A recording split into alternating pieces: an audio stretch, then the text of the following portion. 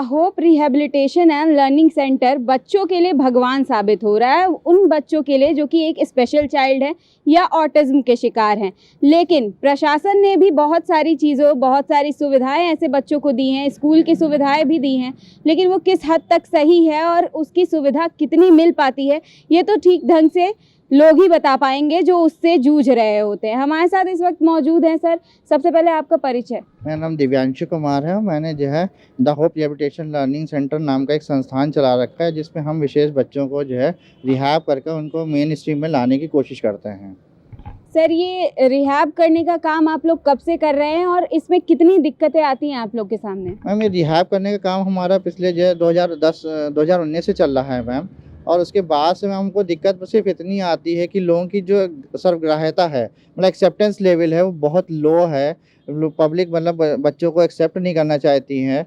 एक बच्चा अगर नॉर्मल बच्चा, छोटा बच्चा अगर किसी को मार देता है, पीट देता है, तो वो एक नॉर्मल बिहेवियर माना जाता है या शरारती मान लिया जाता है।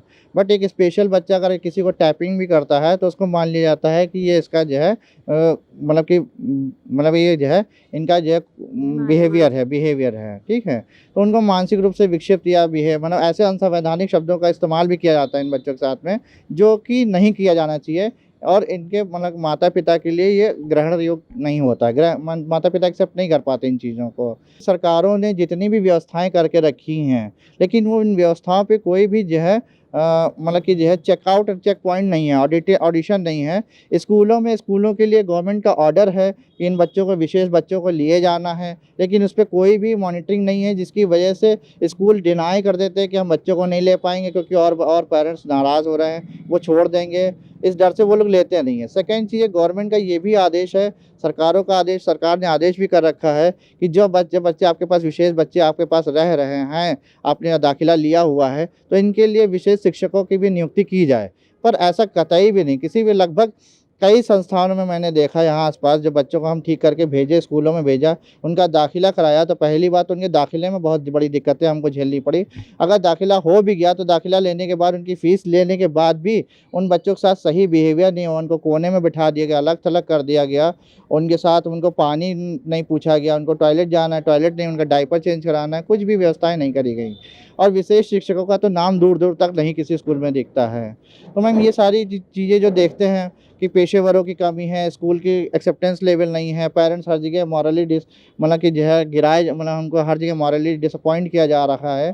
तो ये लगता है कि मतलब कि जो है क्या स्पेशल बच्चों के गार्जियन होना या उनका केयर गिवर होना या उनका एक संस्था उनके लिए संवेदनशील होना क्या एक देश में गुनाह है?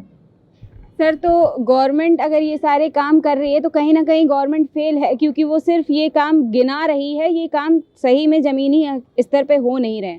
मैम, सरकारें काम करती हैं मैम, ठीक है, सरकारें काम करती हैं। सरकारों का काम है कि वो व्यवस्थाओं को लागू करा देना, बट उन व्यवस्थाओं को लागू हैं कि नहीं, हम जैसे सिविल मतलब विजिलेंटिज्म मतलब सिविल सोसाइटी का काम होता है। जब सिविल सोसाइटी अपना काम नहीं कर रही होती है, तभी सरकारों के जो लाए गए नियम होते हैं, कानून, वो ज़मीनी स्तर पर नहीं आ पाते हैं। जब तक हम चीज़ें मांगेंगे नहीं, तब तक चीज़ें मिलेंगी नहीं। स्कूलों में अगर हमारी एक्सेप्टेंस लेवल नहीं है। सेकेंड चीज़, अवेयरनेस लेवल हम लोग जब बहुत बड़ी जैसे महामारियां हैं, उनको लेके अगर हम अवेयरनेस लेवल नहीं फैला पाए हैं, हमारी जनसंख्या एक बहुत बड़ी चुनौती है, सरकारों के सामने भी और व्यवस्थाओं के सामने, व्यवस्थापकों के सामने भी।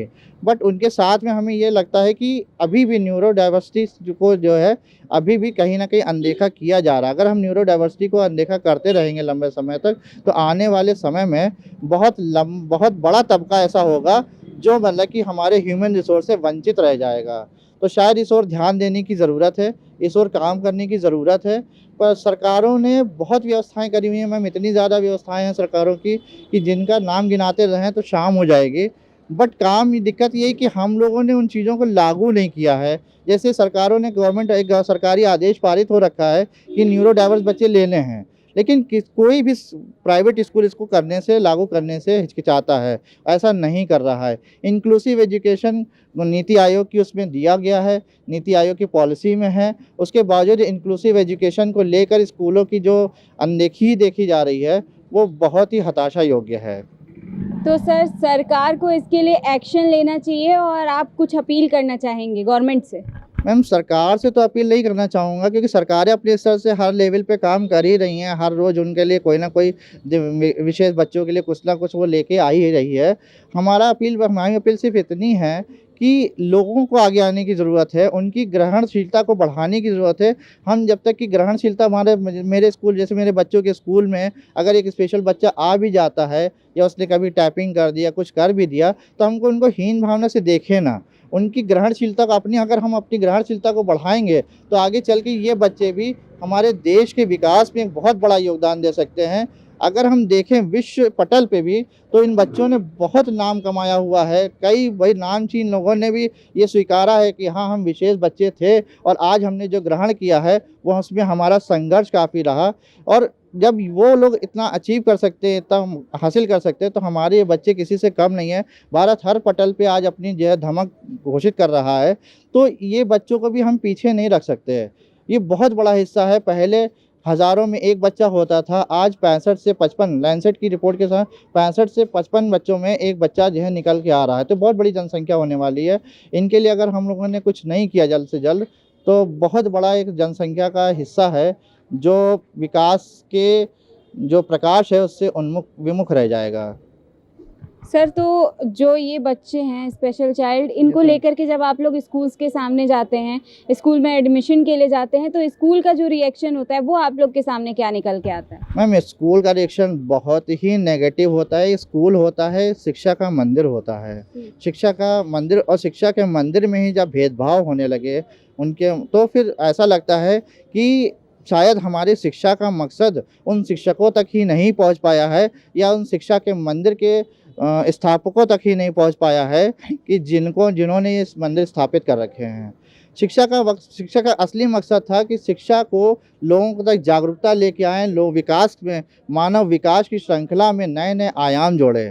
परंतु मानव विकास की श्रृंखला में अगर ये नया आयाम बच्चे हैं, ये भी अगर मतलब कि हम लोग स्टडीज़ को पढ़ें, तो कहा जाता है कि इन बच्चों का जो आईक्यू लेवल है, वो आने वाले समय में आर्टिफिशियल इंटेलिजेंस को भी टक्कर दे सकता है। और कई बार ये मतलब कई सारे नॉवेल्स भी लिखे गए इन पे, और जब कई बार जो बहुत बड़ी खोजें हुई हैं या बहुत चीज़ें स्थापित हुई हैं, उनमें जो है देखने को मिला कि नॉवेल्स में कहीं न कहीं वो आइडिया निकल के आया, वो आगे स्थापित हो गया। तो वैसे ही मतलब कि कई नॉवेल्स में दिया गया कि इन बच्चों में इतनी काबिलियत है कि आगे चल के कंप्यूटर्स को या फिर आर्टिफिशियल इंटेलिजेंस को जो है ये पीछे कर सकते हैं। और कई बार नासा में मतलब ऐसे लोग हैं, नासा में भी हैं और बड़े-बड़े जगहों पे भी हैं, जहाँ पे जिन्होंने साबित किया है कि हम काबिल हैं और हम आने वाली जनरेशन के लोग हैं। ठीक है? तो इनको हम अगर नहीं आगे आने दे रहे हैं, तो हम फिर आगे बढ़ने लायक हैं भी नहीं शायद। तो सर, आप स्कूल से क्या अपील करना चाहेंगे? हमारी स्कूलों से यही अपील है कि जो भी गवर्नमेंट के नॉर्म्स एंड कंडीशंस हैं विशेष बच्चों के लिए, उनको फुलफ़िल करते हुए, इनके लिए विशेष व्यवस्थाएं बनाते हुए अपनी ग्रहणशीलता को बढ़ाएं और इनको ग्रहण करें। ये बच्चे आपका ही नहीं, आपके स्कूल का नाम इतना ज़्यादा रोशन करेंगे कि कल को आपको फ़ख्र होगा कि हमने इन बच्चों को मौका दिया और इन बच्चों ने मौके को कहीं से भी जाने नहीं दिया। Thank you so much sir.